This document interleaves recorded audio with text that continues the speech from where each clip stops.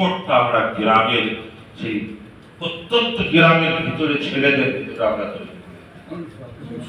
এই বক্তব্য, এটাই এই ফালসাফা, এই লজিকটা নিয়ে বুজুর্গানের দিনেরাই মেহনতে বুঝতে পেরেছি।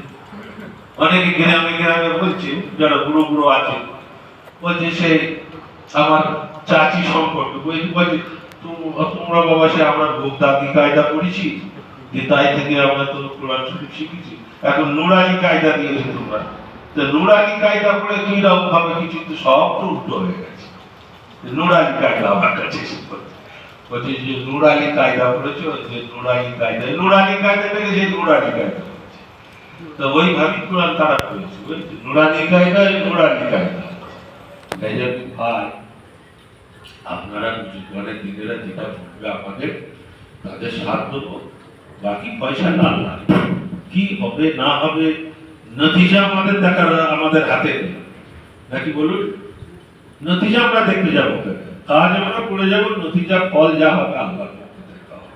তো আমি হাদিস পাঠ করেছিলাম যে ফিহি মাসাবিহুল হুদা, এই ছেলেদের ভিতরে যদি কোরআন পাঠ ঢুকে যায়, আপনারা তো খুব খবরাখবর রাখেন যে ওই যে কর্ণাটকের যে মেয়েটা নারায়ণ কি বলেছিল, জয় শ্রীরামের লোকে তাবড়া করেছিল, হ্যাঁ কি নাম? মুস্কান। খুব বিতর্কিত নাম, খুব প্রসিদ্ধ নাম। তো সেই মুস্কান আমাদের ওই বেটি, সে ওরা কিন্তু ভক্ত মাদ্রাসায় পড়াতে ও বুঝে নিয়েছিল, ও বুঝে নিয়েছিল যে এতজনের ভেতরে আমি আল্লাহ আকবার বলে আমি নিজেকে দাঁড়াতে পারবো। তার ওর ভেতরে একটা আকাইদের ভাবনা ছিল, আল্লাহর তরফ থেকে হয়।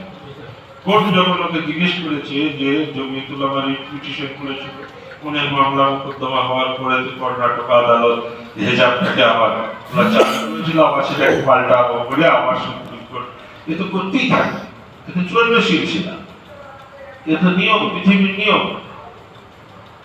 এই পালপালের যে লড়াই, এটা একদিনে শেষ হয় না, চলবে পরে রিয়াসিক চলবে, আবার সুপ্রিম কোর্ট ওরা দাবি করেছে, যাই হোক কর্ণাটকে। তো ওইখানে একটা কথা বলেছিল, আমি ওই আল জমিয়তে দেখেছিলাম, হযরত মাওলানা মাহমুদ মাদানী সাহেব, উনি বলেছেন, বলে না ওই মেয়েটা তো ওদের প্রতি আল্লাহু আকবার বলেছে।